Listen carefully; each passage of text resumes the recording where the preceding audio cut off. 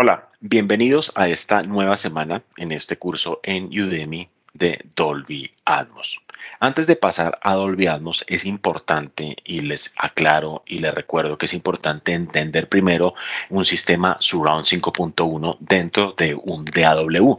Específicamente puede ser Pro Tools, puede ser Nuendo, puede ser Logic, puede ser Cubase, otro tipo de software que tenga facilidades como veremos el día de hoy para mezclar en 5.1. Teniendo en cuenta eso, antes de pasarnos directamente a lo que es una gran sesión y entender lo que es una sesión de mezcla en Dolby Atmos, es importante e imperativo entender y finalizar, como haremos en estas semanas, el sistema Surround 5.1. Es decir, es importante entender cómo funciona, qué necesito y cuál es la mecánica de trabajo dentro de una mezcla en 5.1. Por eso, en esta semana veremos qué necesitas para mezclar de pronto en tu estudio, para montar un estudio en un sistema Surround 5.1. Lo primero que debes tener es una interfaz, cualquier marca, cualquier referencia, pero es importante que tenga al menos 6 salidas. ¿Por qué 6 salidas? Recuerde que es un sistema 5.1 que necesita de 6 parlantes, 5 parlantes principales ubicados en los 360 grados, envolviendo al espectador, envolviendo al público, y el punto 1, como vimos en semanas anteriores, es el subwoofer. Luego necesitamos 6 salidas, 6 parlantes depositados en la estructura que vimos en semanas anteriores. Luego, importante tener una interfaz con mínimo 6 salidas. Si no tenemos una interfaz con 6 salidas, pues no podemos mezclar en un sistema Dolby Digital 5.1, DTS 5.1, etcétera, etcétera. Entonces, importante tener una interfaz con al menos 6 salidas. Luego de tener una interfaz, hay diferentes tipos de marcas de interfaz como Presonus, como Universal Audio, están también las de Avid, están también las de Focusrite, etcétera, etcétera, que son interfaces de muy buena calidad a un muy buen precio que les permitirán mezclar en ese tipo de sistemas. Luego de la interfaz, necesito entonces adquirir un software, un DAW. Recuerden que un DAW, Digital Audio Workstation, es la unión entre un software capaz de mezclar multipista y un hardware, que en este caso sería la interfaz. Entonces ustedes necesitan adquirir un DAW que soporte mezcla en 5.1. ¿Qué tipos de software hay disponibles que soporten 5.1? Está Pro Tools, está Logic, está Nuendo, está Adobe Audition, está Reaper, está Ableton, está Cubase. Estos son los software más importantes que se manejan actualmente y que tienen y soportan una mezcla en 5.1. Okay. Hay otro tipo de software, tienen que revisar bien en las recomendaciones de fabricante, pero no todos soportan mezcla 5.1. Es importante que soporten una mezcla 5.1. Luego, entonces, para mezclar en 5.1 necesito un centro de control de monitoreo. ¿Qué es un centro de control de monitoreo? Me permite manejar simultáneamente con una sola perilla el volumen general. Me permite también calibrar la sala. Es importante tener calibrada la sala. ¿Cómo se calibra una sala? Después veremos un video cómo se calibra eficientemente una sala. Se manda ruido rosa, se miden con un decibelímetro que en todas las salidas esté marcando aproximadamente 63 decibeles. Todo esto se hace directamente en un centro de control de monitoreo. Los centros de control de monitoreo me permiten elegir en un estudio qué voy a escuchar, a través de qué bocinas, a través de qué salidas voy a escuchar directamente. Entonces es importante tener un centro de control de monitoreo, pero un centro de control de monitoreo que sea compatible con 5.1. No todos los centros de control de monitoreo actualmente son compatibles con 5.1 y mucho menos con Dolby Atmos.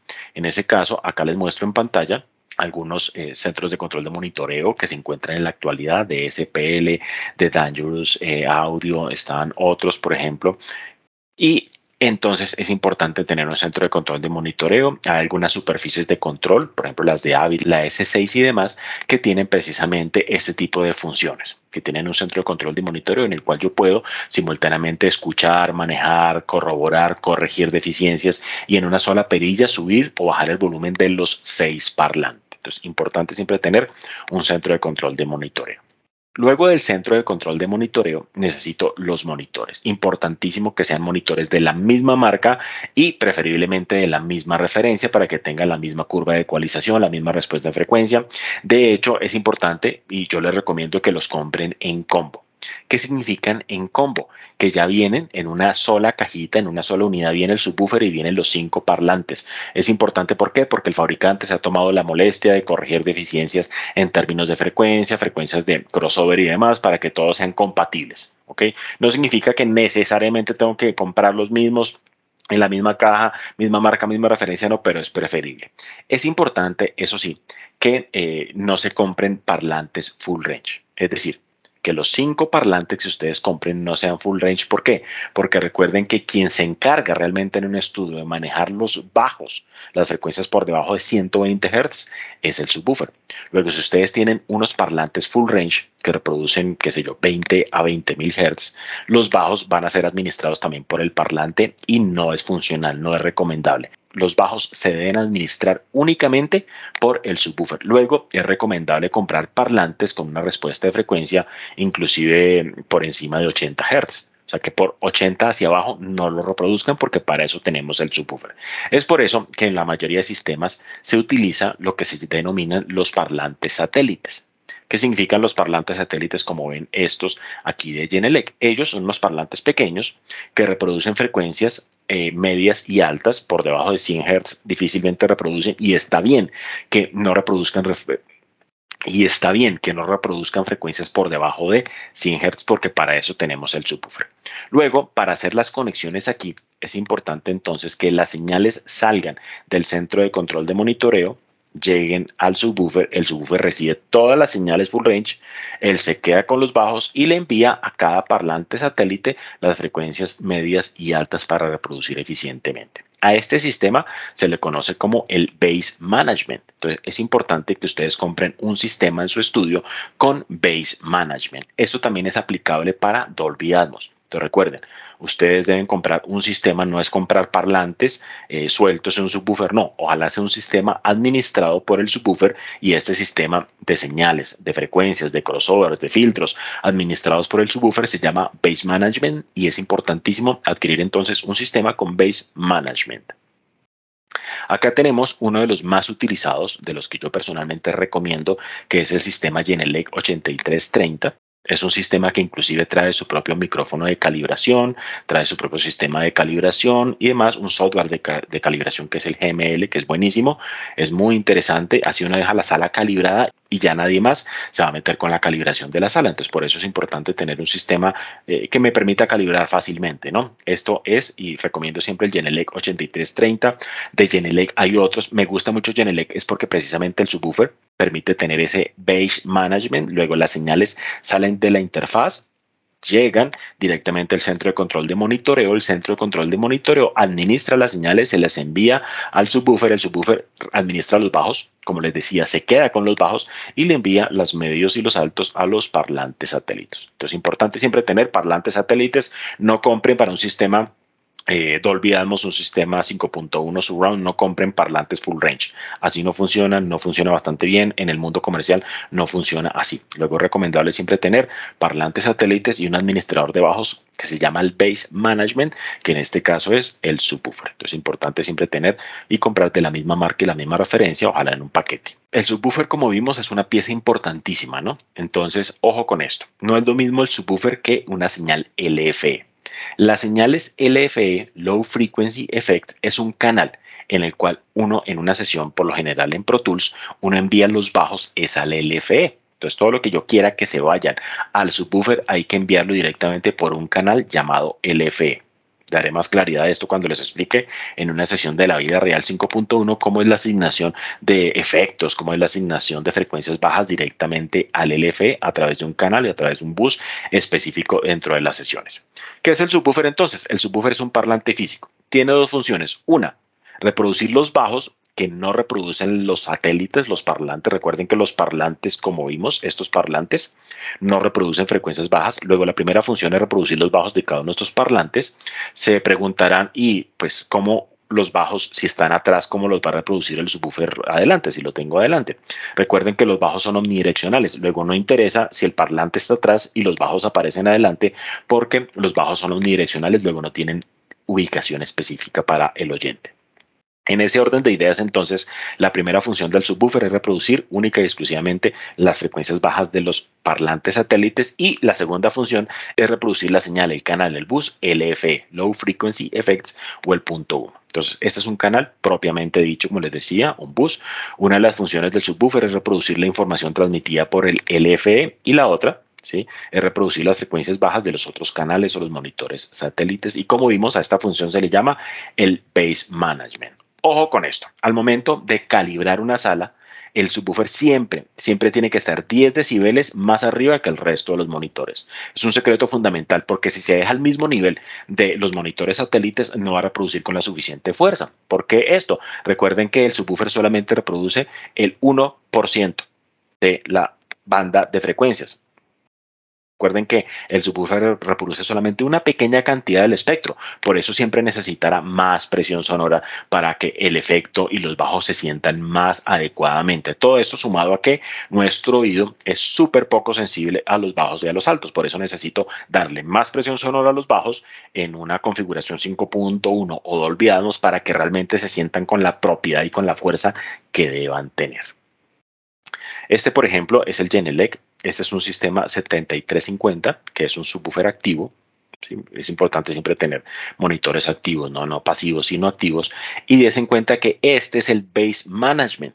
O sea, aquí las señales llegan para cada uno de los parlantes, para el left, para el center, para el right, surround left, surround right, etcétera. Él recibe todas las señales y las saca directamente a los monitores satélite, para que él se quede con los bajos de cada señal y le envía entonces a los monitores satélites a través de las salidas, le envía solamente la señal filtrada sin bajos. De esta forma se administran los bajos y recuerden que a esto se le llama Base Management. Entonces, importante siempre tener un subwoofer activo y ojalá que cumpla la función de Base Management. ¿Qué más necesito? Aparte de una interfaz, de un software compatible con un sistema de mezcla 5.1, con un centro de control de monitoreo, con 6 parlantes adecuadamente configurados, necesito un software de codificación que me codifique al final lo que sale de una sesión de Pro Tools. No sale .wav como convencionalmente debería salir, sino que ese .wav debe convertirse a un tipo de archivo llamado AC3, que es como tal la extensión del formato que utiliza, por ejemplo, Dolby Digital 5.1. Es decir, Dolby Digital 5.1 no reproduce archivos directamente .wav. Para que un sistema reproduzca, un sistema compatible con Dolby Digital 5.1 pueda reproducir y entender la configuración de una mezcla y mandar las cosas atrás, adelante, al centro, en el subwoofer, esto necesita estar codificado en un archivo AC3. ¿Quién se encarga de codificar y convertir el WAV a AC3? Un codec, un software de codec. Hay diferentes tipos de software de codec que yo recomiendo. Está el Apple Compressor, muy bueno, yo lo utilizo. Y, por ejemplo, está el SoundCloud de Nighting, que soluciona eficientemente esto. Lo que hace él es recibir las señales .wav y exporta un archivo en AC3 para que ahora sí se lo podamos mandar al cliente o podamos hacer una función específica de codificación. Entonces tengan en cuenta eso, si están montando su estudio, tienen que comprar un software de codificación para Dolby AC3, que es el formato y la extensión de los archivos 5.1. Ventajas de mezclar en surround. Entonces, ¿qué ventajas versus estéreo, por ejemplo? Primero, la naturalidad, ¿no? La fisiología del oído humano está para escuchar de forma surround en 3 diferentes dimensiones la música a nuestro alrededor: atrás, arriba, adelante, a los costados, etcétera, etcétera. El surround es 2 dimensiones, es bidimensional, no es tridimensional, pero por lo menos nos puede envolver. De ahí el nombre sonido envolvente. Esta naturalidad, ¿no? Al mezclar en surround nos da pistas y nos deja sentir una experiencia mucho más eficiente, ya que podemos determinar la localización, la profundidad y la espacialidad de un sonido en una sala específica. Luego es más real, más ceñido a lo que se espera, que es que uno pueda algún día escuchar como se escucharía en cualquier tipo de lugar si uno estuviera presente. En la mezcla surround, importante, no hay reglas. A diferencia del estéreo, si ustedes ya han mezclado en estéreo, saben que el bombo, el redoblante, la voz principal va en el centro, el bajo va en el centro, etcétera. Hay unas reglas constantes que se deben mantener, ¿sí? Estamos esclavizados de unas reglas. En mezcla surround, sobre todo en mezcla musical, no hay reglas. Sencillamente hay una recomendación. ¿Cuál es? La de no distraer al espectador. que la experiencia sea amena y que no distraiga. Si uno guarda esas expectativas de que no se distrae, ¿cómo se distrae, por ejemplo, el espectador? Colocando cosas atrás demasiado, recargando la parte de atrás y no la de adelante, evitando la simetría, es decir, recargando hacia un costado la experiencia sonora. Esto es malo. Sí, por eso la única recomendación es no recarguen hacia ningún lado, los elementos importantes deben estar al frente y aquellos rellenos, si queremos darle ese nombre, deberían estar en la parte de atrás. ¿Qué pasó con la producción musical en Surround? Tristemente, no fue aceptada por el espectador. La masificación del DVD trajo el intento, ¿no?, de recrear esa experiencia 5.1 Surround en casa, pero como lo vimos, tocaba invertir en más parlantes, en un nuevo sistema de reproducción, tocaba añadirle más compras al televisor, al DVD que comprábamos y demás, lo cual hizo imposible que esto se masificara. Esto en producción audiovisual, en producción musical, peor, porque las personas están acostumbradas a escuchar sus cosas en audífonos o en el equipo de sonido de su casa con dos parlantes, etcétera, y pues no fue posible esa inversión, luego no se masificó, esto quebró, ya realmente no se hace comercialmente mezcla musical en surround. Aparte de eso, se hicieron muchos experimentos y se determinó en ese tipo de investigaciones que generaban inseguridad. El sonido envolvente genera inseguridad en el espectador, ya que no estamos acostumbrados a escuchar unas trompetas atrás, unos bongos, unas congas, unas guitarras atrás. Eso genera inseguridad y no genera diversión en el espectador. Si ustedes como yo han tenido la oportunidad de mezclar en 5.1, es mágico, o sea, el estéreo es aburridísimo. Cuando uno tiene la posibilidad de mezclar en surround 360 grados es inmensamente gratificante, ¿no? Pero no para el espectador común. Por eso el 5.1 se sigue utilizando, sí, pero masivamente en cine y en televisión digital, en música no. Sin embargo, adivinen qué. Si ustedes trabajan en esto, trabajan en el mundo audiovisual o inclusive en el mundo musical, para llegar que la música de una serie sea puesta en Netflix, la música que acompaña una serie de Netflix sea puesta en marcha, la música tiene que venir mezclada en 5.1. Luego sí se debe aprender a mezclar música en 5.1 pese a que no sea comercial. Si ustedes van a mandar una serie en HBO, etcétera, si van a mandar la música en una serie en HBO y demás, tiene que la música estar mezclada mínimo en 5.1. Luego sí hay que aprender y por eso me tomé el atrevimiento de enseñarles y voy a enseñarles cómo mezclar en 5.1 por si tienen que llegar a este modelo, ¿no? Y para que podamos entender y cuando nos pasemos a Dolby Atmos de una forma más eficiente y más elaborada y que entendamos el flujo de trabajo y el flujo de señal. De esta forma podemos llegar a Dolby Atmos mucho más eficientemente. Nos vemos en nuestra siguiente semana cuando ya veremos precisamente hablando de códecs, hablando de este sistema de codificación, veremos los formatos para entregarle al cliente, para entregarle a nuestro productor, para entregarle a la plataforma, qué formatos de codificación surround existen actualmente. Cuáles son las características de distribución, cuáles son los métodos de distribución, los formatos para que le entregamos al cliente adecuadamente entonces el formato, porque sabemos que ni MP3 ni en .wav es posible entregarle al cliente. Él necesita unos archivos específicamente diseñados para entregar, para reproducir en un formato como Dolby Digital 5.1 o DTS. Nos vemos la siguiente semana.